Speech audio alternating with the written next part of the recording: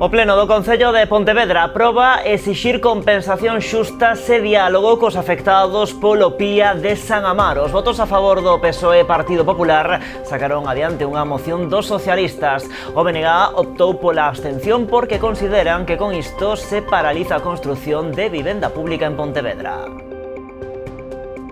Que tal, saúdos? Localizado un cadáver no porto de Escarabote, en Boiro. Trátase dun veciño da localidade duns 77 anos. A Garda Civil abriu xa unha investigación para tratar de aclarar o acontecido. Ademais, esta fin de semana tamén se rexistraba un accidente de tráfico mortal en Boiro no que perdía a vida un mozo da Pobra de 24 anos. O CESIF reclama o cese do presidente do Colexio Oficial de Médicos de Pontevedra, Isidro Lago. O sindicato faino pola campaña Todos Opinan, na que consideran se ofrece unha mensaxe que cuestiona e minusvalora o labor do colectivo de enfermaría. A delegada da Xunta na Coruña achegouse este luns a Rianxo para visitar dúas das actuacións realizadas neste municipio a través da orde de axudas para promover o fermosismo. Durante o pasado ano, o Goberno galego concedeu un total de 16 achegas para diferentes actuacións na comarca do Barbanza por máis de 85.000 euros. O Festival de Ciencia Paint of Science desembarca este martes e mércores en Pontevedra. Vaino facer ademais ao mesmo tempo que noutros 27 países de todo o mundo e co seu característico formato, celebrando os encontros entre divulgadores e público en bares da cidade. Nesta primeira edición pontevedresa será a Taberna NASA a que acolla as 4 charlas científicas que contempla a programación.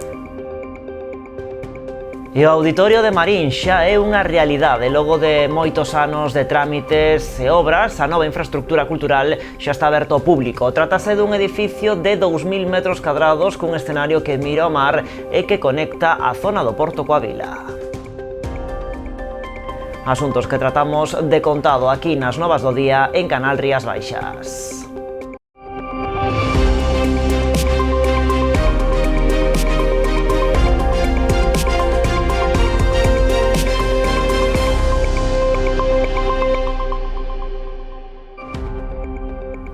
E comezamos falando do Pía de San Amaro en Pontevedra.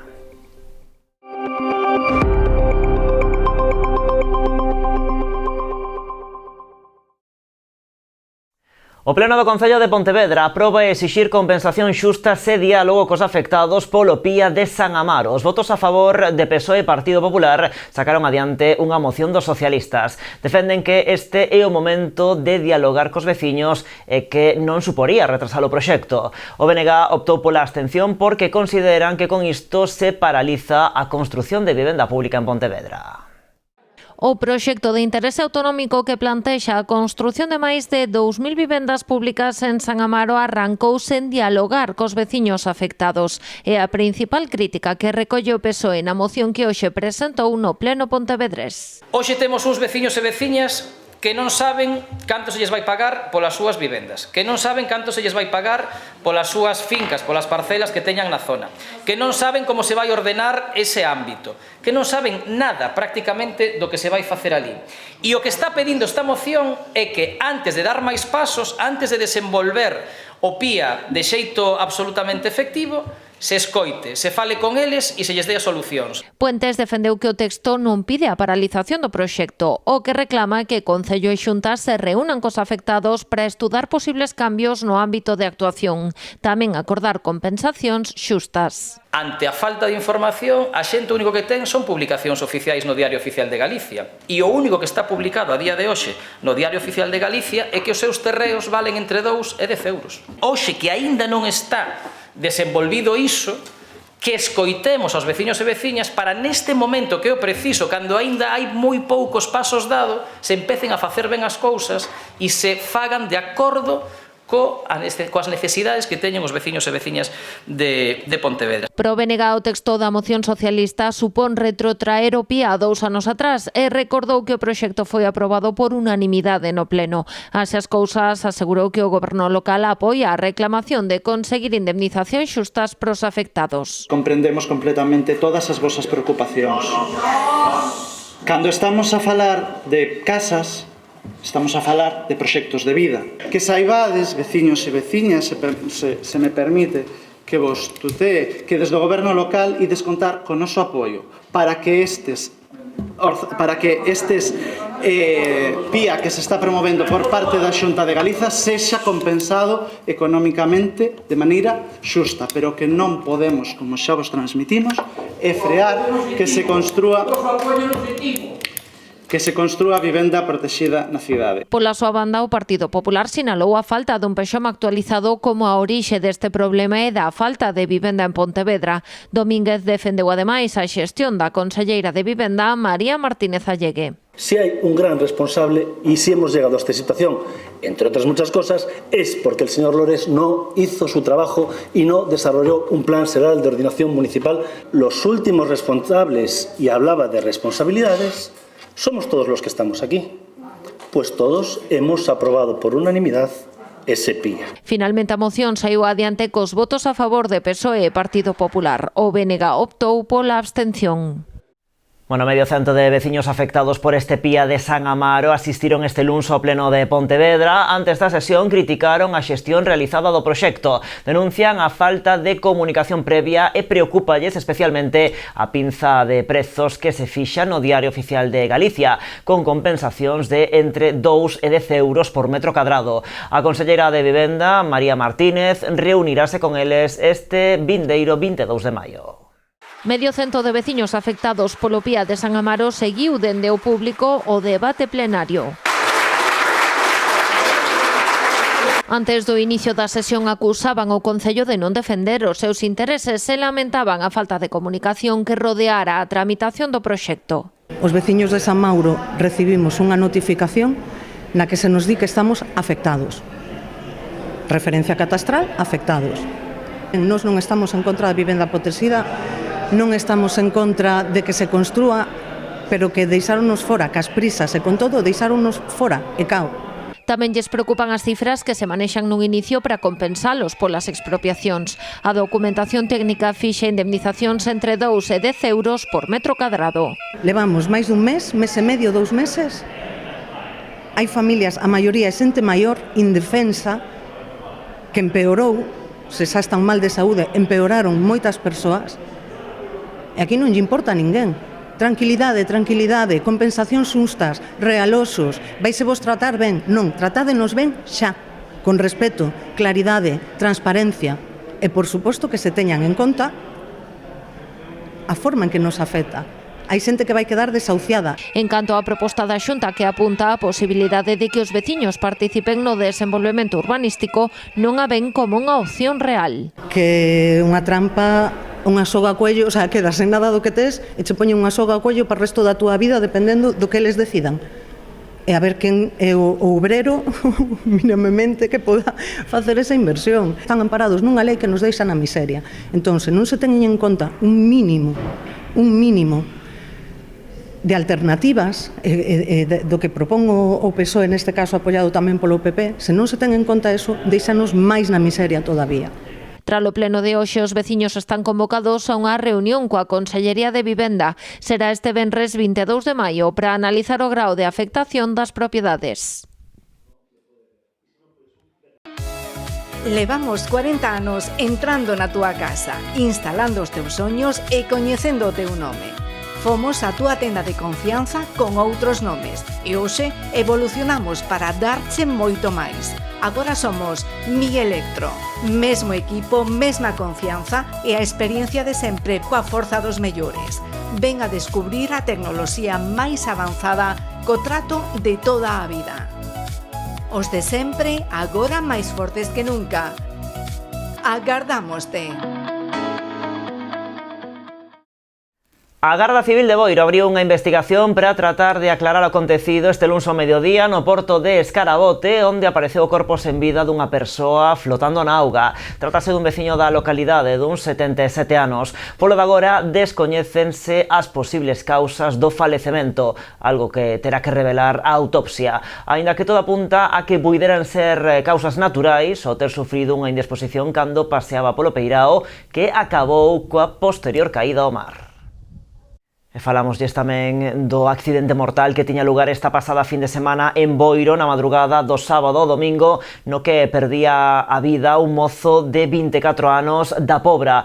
Por razóns que polo de agora se descoñecen, o vehículo que conducía saíuse da vía na rúa principal, colidindo contra a barreira de seguridade da estrada e un poste do alumeado público. A pesar dos esforzos do persoal de emerxencias que se achegou ao lugar do accidente, nada se puido facer, falecendo no punto. Un mozo de 24 anos, natural da Pobra, Ricardo Lorenzo Neira, perdía a vida esta pasada fin de semana na madrugada do sábado ao domingo nun accidente de estrada na rúa principal de Boiro, na AC305, a escasos metros das coñecidas como curvas de Goiáns. Por razóns que polo de agora se descoñecen, o turismo que conducía e do que era o único ocupante saíuse pola marxe contraria da vía, colidindo contra a barreira de seguridade e un poste de alumeado público, quedando suxeito ademais contra un árbore, o que impediu que o vehículo caise ao río. Esta circunstancia e o feito de que a vítima quedara atrapado complicou ademais o rescate. Sí, un traballo complicado por la situación donde estaba, de como quedou o vehículo, como quedou atrapada a persoa e sobre todo evitar que o vehículo se fora polo terraplén, pola pendiente que había. E tamén, posteriormente, a que se produxera o levantamento do cadáver, tínhamos que proceder a limpeza de estrada, tarefas que duraron ata as 12 da mañán aproximadamente, e durante ese tempo estivo a estrada AC305, o seu paso pola rúa principal de Boiro, o camiño de Taragoña, máis ou menos a altura de Goiáns, pois estivo cortada. Ademais dos bombeiros de Boiro e Ribeira e persoal sanitario do 061, ata o lugar do sinistro achegáronse numerosos medios de emerxencias, entre eles a Policía Local e a Garda Civil de Tráfico, así como voluntarios de Protección Civil.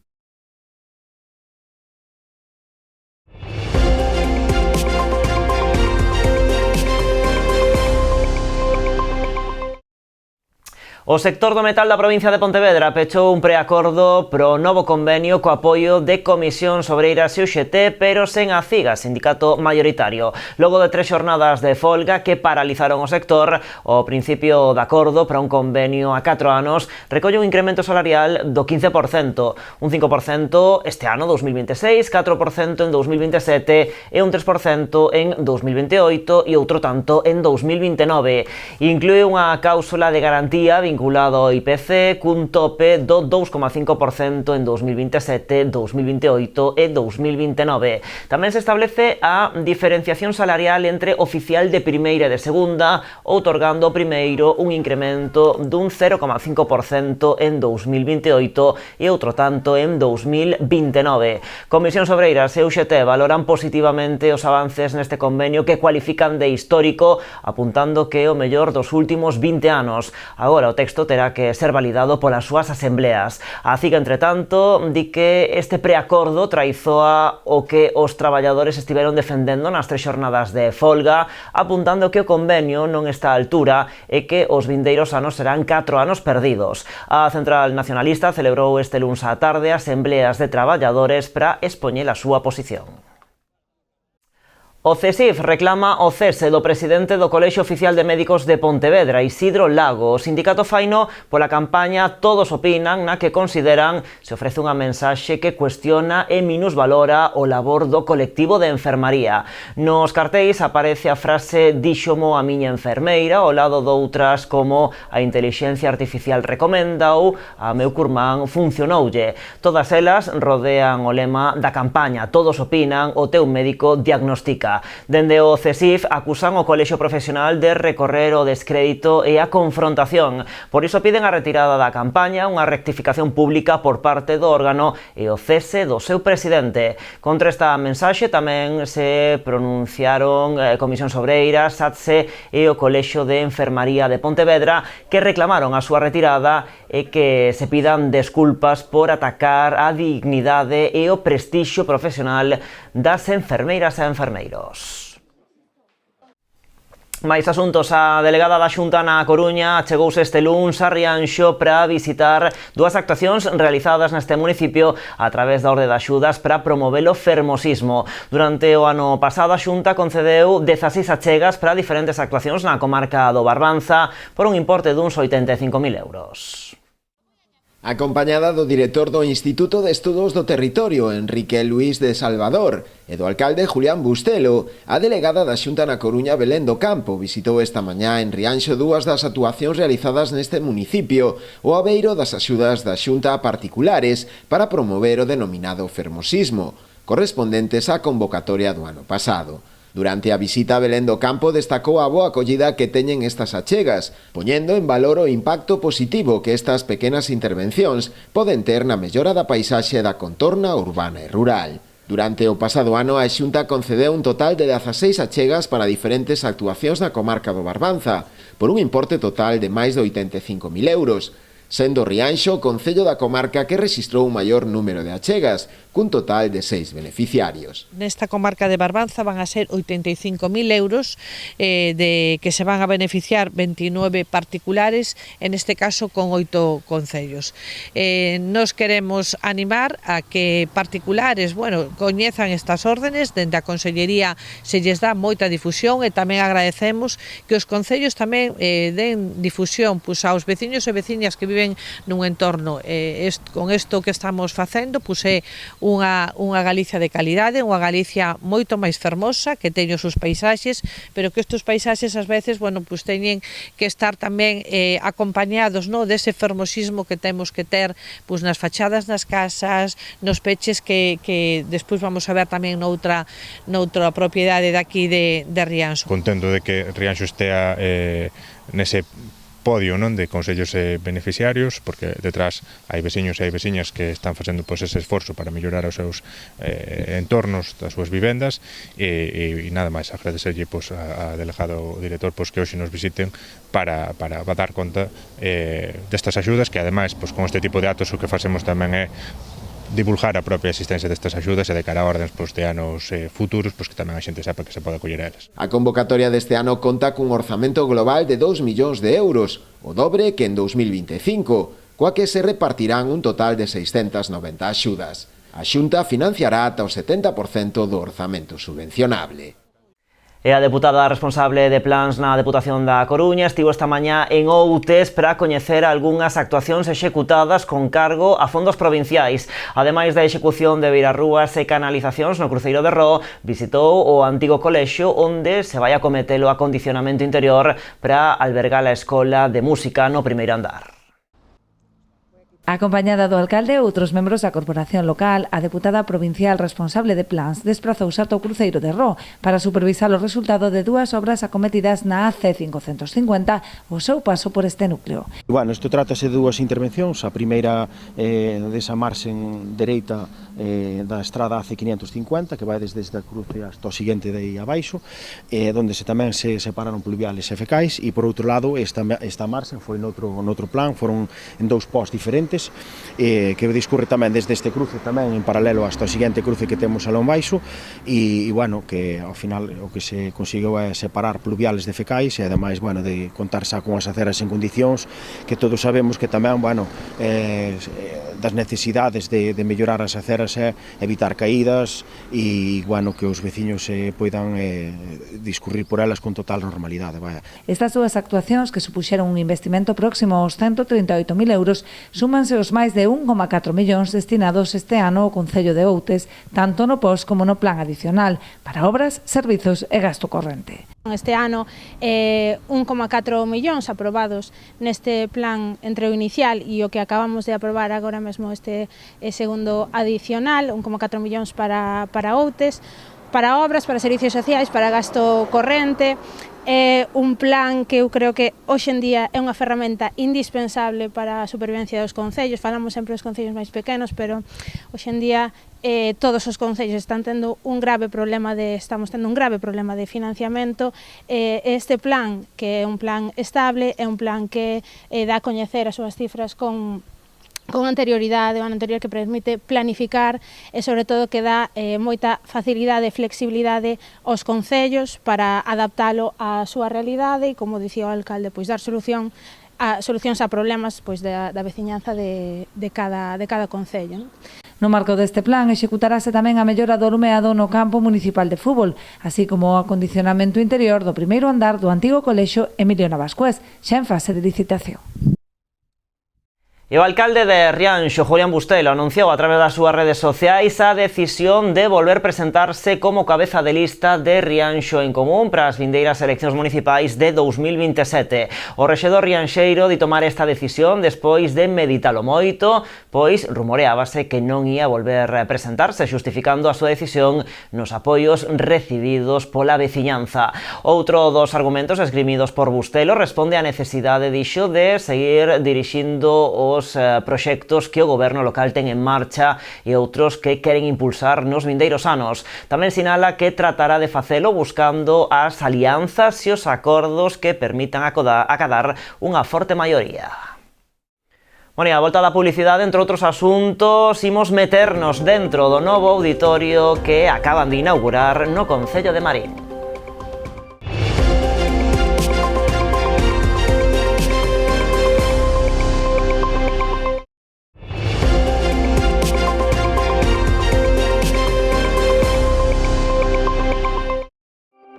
Pois aquí seguimos nas novas en Canal Rías Baixas. A Deputación da Coruña e a Anmupesca conmemoraron o Día Internacional da Muller no sector marítimo cun acto celebrado esta fin de semana en Noia. O presidente provincial puxo en valor o papel feminino en todos os chanzos da cadea mar industria.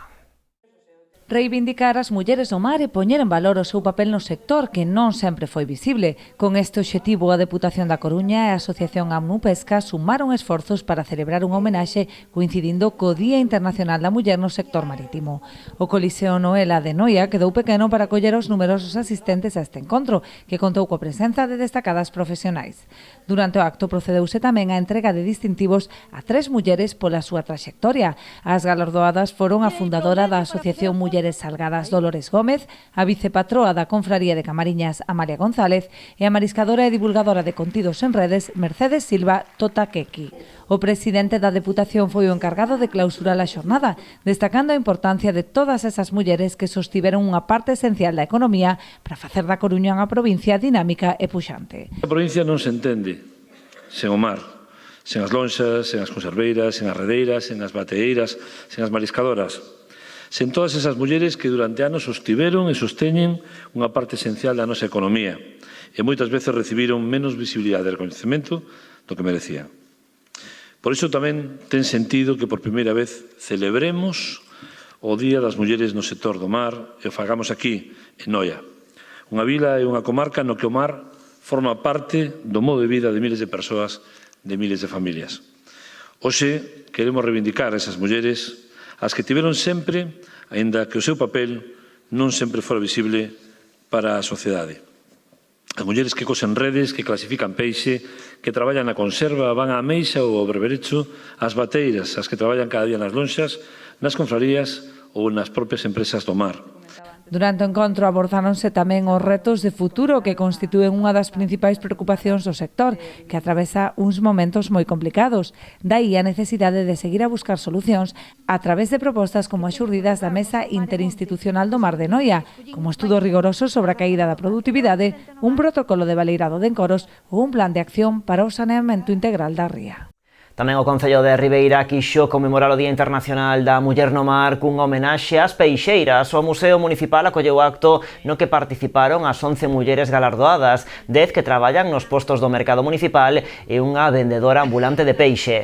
Ademais de entregarlle un agasallo conmemorativo, os representantes municipais quixeron agradecer a súa profesionalidade na venda de produtos de excelente calidade cun trato de proximidade como valor engadido. Este é o terceiro ano que o Concello de Ribeira conmemora esta efeméride que en pasadas edicións puxo foco no labor das mariscadoras e das redeiras. O Festival de Ciencia Paino Science desembarca este martes e mércores en Pontevedra. Vaino facer ademais ao mesmo tempo que noutros 27 países de todo o mundo e co seu característico formato, celebrando os encontros entre divulgadores e público en bares da cidade. Nesta primeira edición pontevedresa será a Taberna NASA a que acolla as 4 charlas científicas que contempla a programación. Todas as sesións son de acceso libre e de balde. Achegar a ciencia ao público xeral é o obxectivo de Pint of Science, o festival que se celebra os días 18, 19 e 20 en toda España. Participan 110 localidades e mañá estrease en Pontevedra. Festival de divulgación científica que organiza a Asociación de Divulgación Científica Pint of Science España, pero un festival que a particularidade que ten é que ocorre simultaneamente en todo o mundo os mesmos días do ano.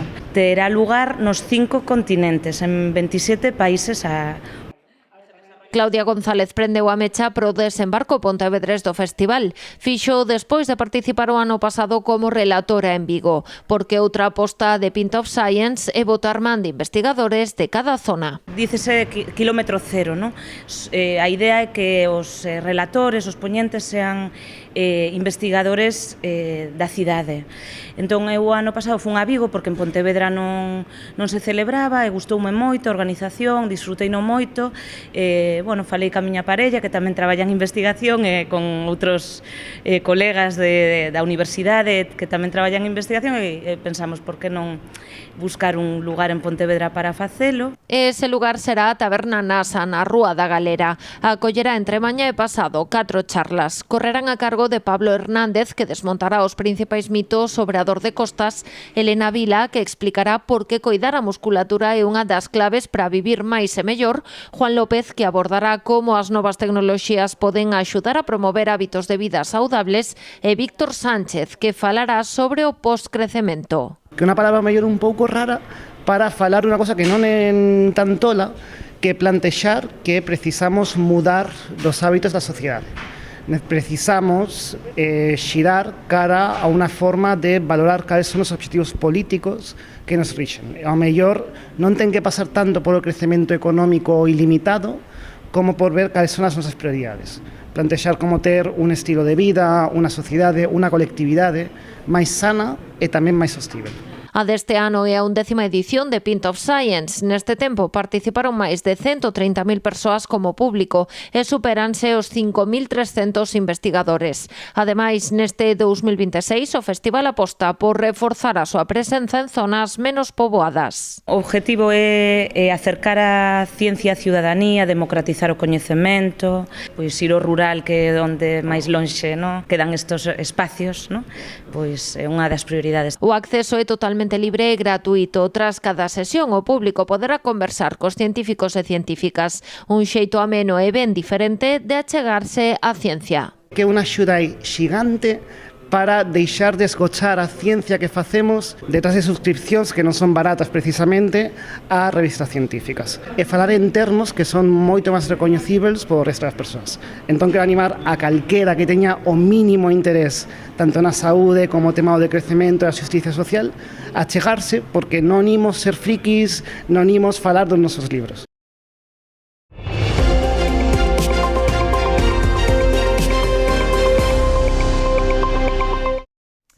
O Auditorio de Marín xa é unha realidade. Logo de moitos anos de trámite, xestións e obras, a nova infraestrutura cultural xa está aberta ao público. Trátase dun edificio de 2.000 metros cadrados cun escenario que mira ao mar e que conecta a zona do Porto coa vila. O auditorio supuxo un investimento de máis de 6 millóns de euros financiado pola Xunta, o Concello e fondos FEDER. O acto de inauguración estivo encabezado polo presidente da Xunta e a alcaldesa de Marín xunto con outras autoridades. A cultura de Marín xa latexa no seu novo auditorio.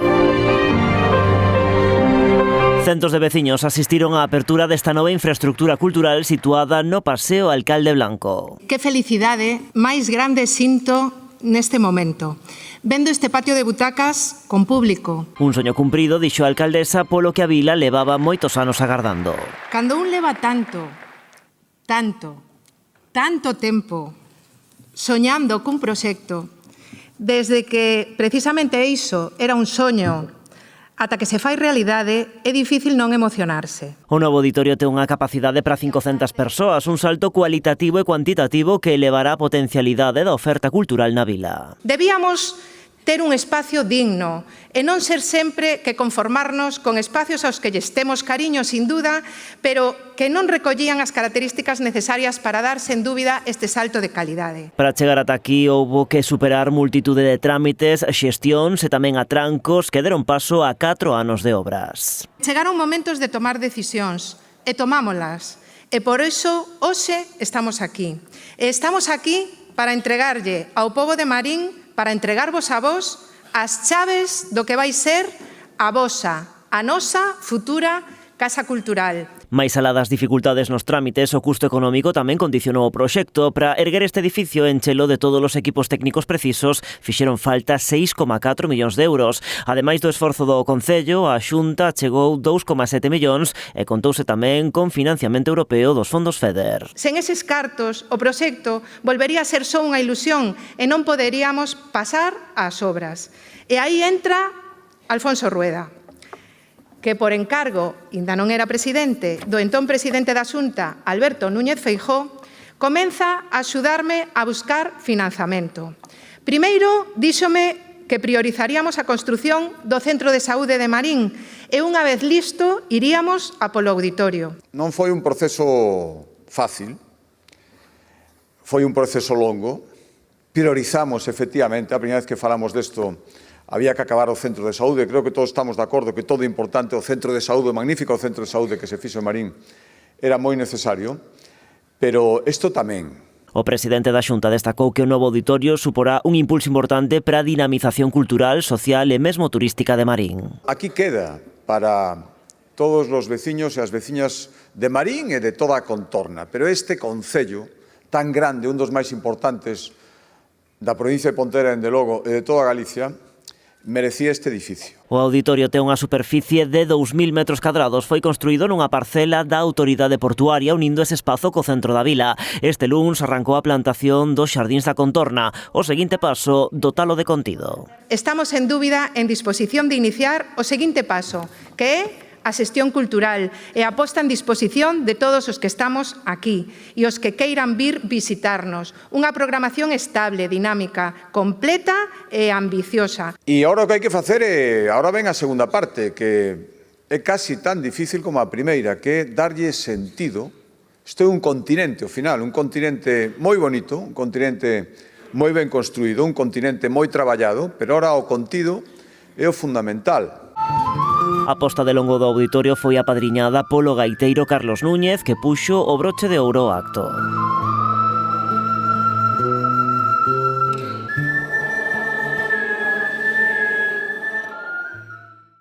Terceira edición do Circuito Provincial Máis Escénicas da Deputación de Pontevedra, unha iniciativa creada co obxectivo de dinamizar a actividade cultural nos concellos de menos de 20.000 habitantes e apoiar as compañías de teatro e danza galegas. Esta terceira edición do Circuito Máis Escénicas xa está en marcha e conta cunha programación de 138 funcións en 50 concellos. Esta nova convocatoria chega ademais con novidades. A primeira delas está relacionada co orzamento que aumenta en 9.000 euros con respecto ao ano anterior, situándose nos 209.000. Os concellos beneficiarios recibirán achegas dun máximo de 4.000 euros, un chisco máis que o ano pasado. A Deputación cofinancia o 90% do custo da programación nos concellos de menos de 5.000 habitantes, o 80% nos de menos de 10.000 e o 70% nos de menos de 20.000. Outra das novidades está no reforzo da visibilidade e promoción das dúas disciplinas artísticas que compoñen o circuito. Así, as actuacións teatrais vanse englobar baixo a marca de Máis Teatro e as de danza baixo a marca Máis Danza. O catálogo inclúe 250 compañías e 600 espectáculos distintos. Pois hoxe vimos xa cun 36% máis de financiamento con respecto ao primeiro circuito, ao primeiro ano, con moitas actuacións, con moitas compañías que participan no catálogo e, polo tanto, dando apoio a que os concellos poidan optar a esta chega e poder programar actuacións de grande calidade durante todo o ano. Durante máis de 15 anos estiveron chamando á porta desta casa para poder executar un proxecto destas características e nunca foi escoitado podíades caer no desánimo e decir, oye, pois mira, xa non vamos ali unha vez que houbo de novo cambio de goberno, pero non. Viñeron, sentáronse, e efectivamente, desde o minuto 1 xa se empezou a traballar para dar salida a este proxecto. Toni Nadal, adestrador do tenista Rafa Nadal durante 27 anos, participará na primeira edición dos Premios de Turismo Rías Baixas. A cita será o vindeiro día 28 en Baiona. O exadestrador ofrecerá unha conferencia centrada no liderado, a superación e as claves do éxito profesional e persoal.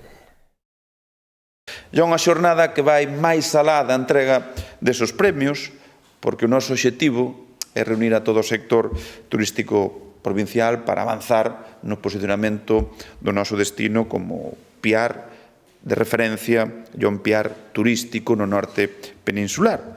É que é mellor xeito de facelo que incorporando novas estrategias, que tomando notas sobre cuestións relacionadas co liderado. Está estreitamente relacionada ca campaña do noso destino turístico do ano 26, a túa meta, o teu destino, porque está íntimamente vencellado ao mundo do deporte, a persona da que falo, e tamén a campaña, que é turismo e deporte. Falo vos de Toni Nadal. E Nicolás Blanco, do Club Náutico Castrelo de Miño, proclamouse esta fin de semana en Portosín como novo campeón galego de windfoil. Por detrás del, no podio quedaron en segunda posición Iván Álvarez do Limens e de terceiro Fabio González do Náutico Rodeira de Cangas. O regatista do Club Ourensán aproveitouse da súa boa clasificación nas 3 mangas disputadas na xornada do sábado e da suspensión das probas previstas pro domingo, pola pouca intensidade de vento que permitironlle facerse co campeonato. A cita estaba organizada polo Club Náutico de Portosín en colaboración coa Federación Galega de Vela, o Concello e a Xunta. Imos ir marchando e facémolo con artistas de Ribadumia que teñen o seu espazo no ciclo Ribadumia e Arte. Trátase dunha iniciativa impulsada polo Concello para dar a coñecer o traballo de veciños que teñen inquedanzas culturais en diferentes disciplinas. Cada autor exporá as súas creacións durante un período de 2 meses no Auditorio Municipal de Ribadumia. Nesta mostra poderemos gozar da pintura de Pepe Nolla e Albino Abal, da fotografía de José Abal, das maquetas de Bebi Martín e da escultura de Javier Padín. A exposición xa se pode visitar e a entrada é de balde. Con estas imaxes desta mostra en Ribadumia, rematamos por hoxe as novas do día.